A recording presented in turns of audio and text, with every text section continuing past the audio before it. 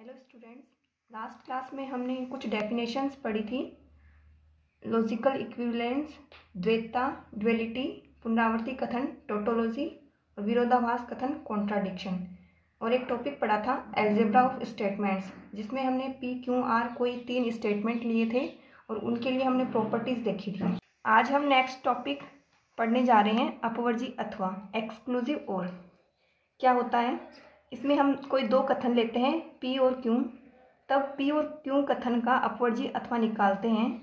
तो क्या होता है, जब P और Q दोनों स्टेटमेंट्स में से एक स्टेटमेंट है वो सत्य हो और एक स्टेटमेंट असत्य हो, तब P और Q का अपवर्जी अथवा है वो सत्य होता है। और यदि P और Q दोनों कथन हैं वो असत्य हों या फिर दोनों कथन सत्य हों, तब P तथा Q का अपवर्जी अथवा है वो असत्य होता है। इसकी डेफिनेशन देखते हैं। माना P तथा Q कोई 2 कथन हैं, तब P तथा Q का अपवर्जी अथवा एक्सक्लूसिव और सत्य है। ये सत्य कब होगा, यदि P तथा Q में से यथार्थ है एक कथन का सत्यता मान सत्य ट्रू हो, अन्यथा असत्य हो।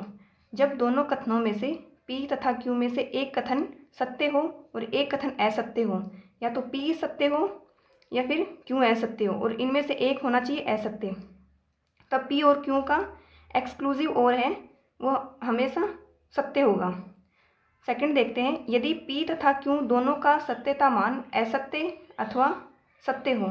जब P और Q स्टेटमेंट हैं वो दोनों एक साथ असत्य होंगे या फिर दोनों सत्य होंगे, तब P और तथा Q का अपवर्जी अथवा है वो असत्य होगा। जब P और Q में से एक सत्य रहेगा और एक असत्य रहेगा, तब P तथा Q का अपवर्जी अथवा है वो सत्य रहेगा, ट्रू रहेगा। जब दोनों एक साथ असत्य और एक साथ सत्य हो रहे हैं, तब P तथा Q का अपवर्जी अथवा है वह असत्य होगा, फॉल्स होगा। अपवर्जी अथवा एक्सक्लूसिव और को इस चिन्ह से डिनोट करते हैं, प्लस राउंडेड सर्किल है, इसे एक्स और भी बोलते हैं, शॉर्ट में चिन्ह द्वारा निरूपित करते हैं। इसकी हम ट्रुथ टेबल देखते हैं, इसकी सत्यता सारणी देखते हैं। P Q 2 स्टेटमेंट लिए हमने और इसका हमें P और Q का अपवर्जी अथवा निकालना है। तो P X और Q, तो P और Q के लिए हम 4 कंडीशन लेके चलते हैं। जब दोनों स्टेटमेंट ट्रू हो, जब P स्टेटमेंट ट्रू हो और Q स्टेटमेंट फॉल्स हो, और थर्ड कंडीशन रहती है हमारे पास, P स्टेटमेंट है वो तो फॉल्स हो और Q स्टेटमेंट है वो ट्रू हो।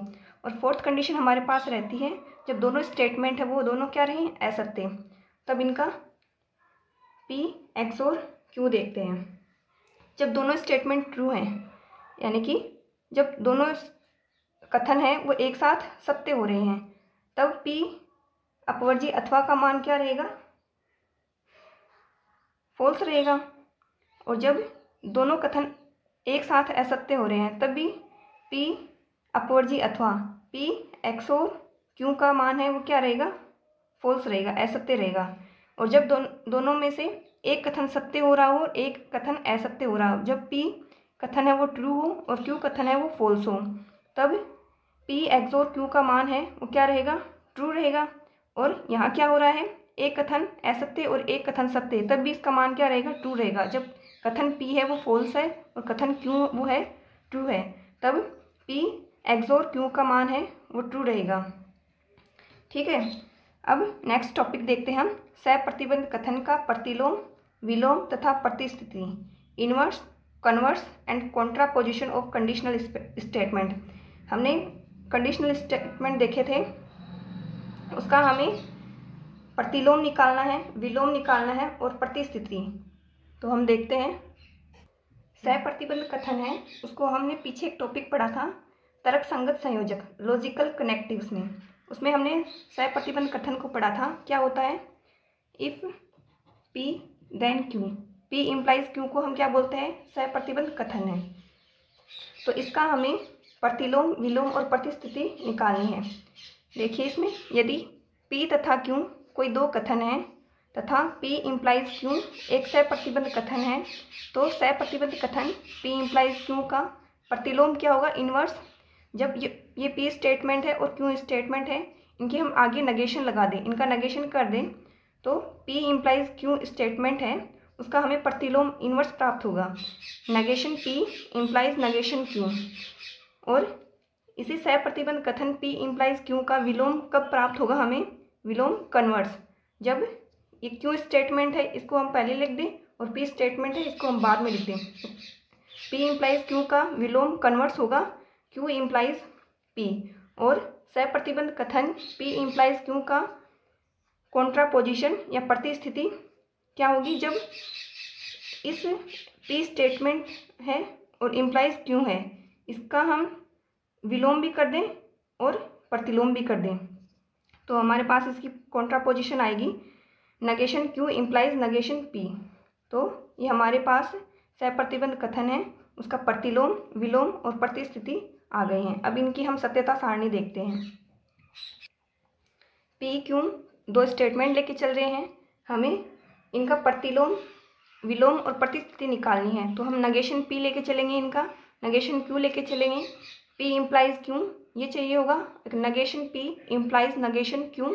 और नेक्स्ट कॉलम हम लेंगे Q इम्प्लाइज P और negation Q implies negation P। अब इनकी ट्रूथ वैल्यूज़ निकालेंगे।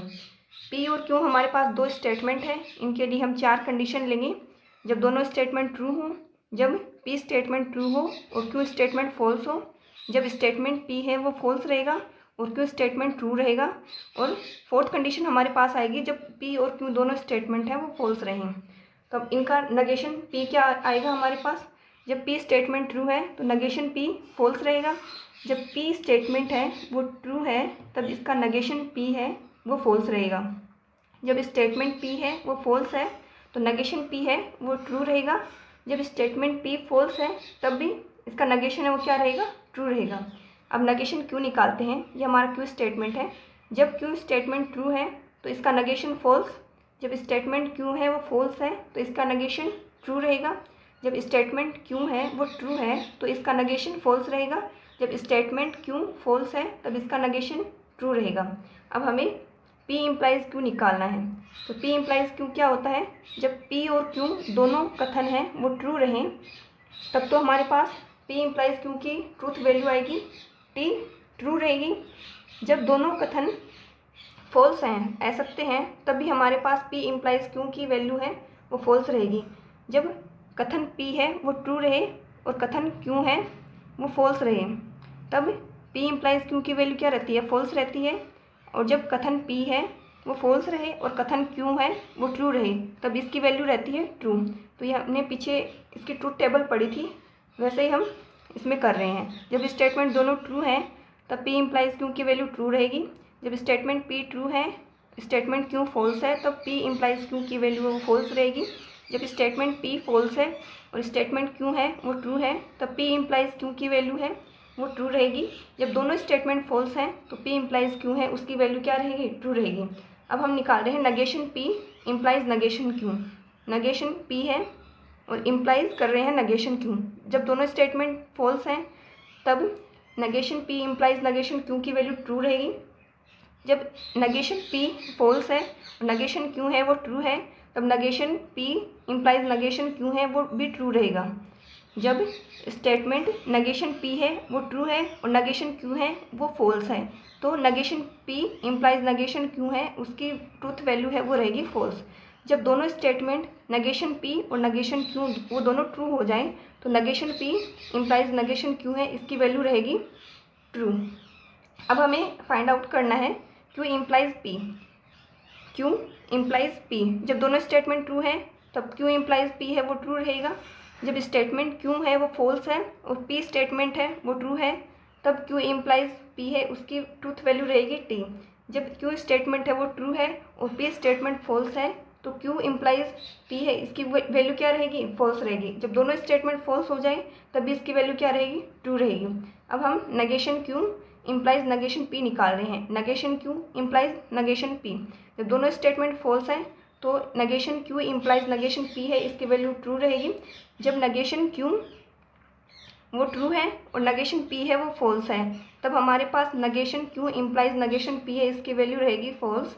जब हमारे पास नेगेशन Q ये है हमारे पास फॉल्स है और नेगेशन P है ये ट्रू है तब negation Q implies negation P है वो ट्रू रहेगा।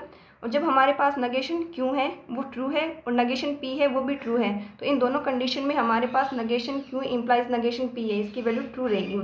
अब सारणी से हम देखते हैं नोट। सारणी से स्पष्ट है कि जो P इम्प्लाइज Q है, जो हमने P इम्प्लाइज Q निकाला है, इसकी जो ट्रुथ वैल्यूज़ हैं वो इक्विवेलेंट हैं negation Q implies negation P के। तो इन दोनों कॉलम्स में देखिए इसकी वैल्यूज़ हैं वो ट्रू फॉल्स ट्रू ट्रू आ रही हैं, और negation Q implies negation P है, इसकी वैल्यूज़ आ रही हैं ट्रू फॉल्स ट्रू ट्रू। तो ये दोनों एक दूसरे के इक्विवेलेंट हैं। सेकंड जो हमारे पास आ रहा है Q negation Q implies P है, तो Q इम्प्लाइज P के लिए हमने ये ट्रूथ वैल्यूज़ निकाली हैं, और negation P implies negation Q है, इसके लिए हम देख रहे हैं कि दोनों कॉलम हैं उसमें ट्रूथ वैल्यूज़ क्या आ रही हैं, इक्विवेलेंट आ रही हैं। तो Q इम्प्लाइज P इक्विवेलेंट होगा negation P implies negation Q। तो हम देखते हैं कि ये दोनों हैं, ये इक्विवेलेंट है, और ये दोनों स्टेटमेंट हैं ये एक दूसरे के इक्विवेलेंट है, क्योंकि इनकी ट्रूथ टेबल है उनमें इनकी ट्रूथ वैल्यूज़ हैं वो एक जैसी आ रही हैं, समान आ रही हैं। नेक्स्ट डेफिनेशन हम देखेंगे नैंड संयोजक और नोर संयोजक की।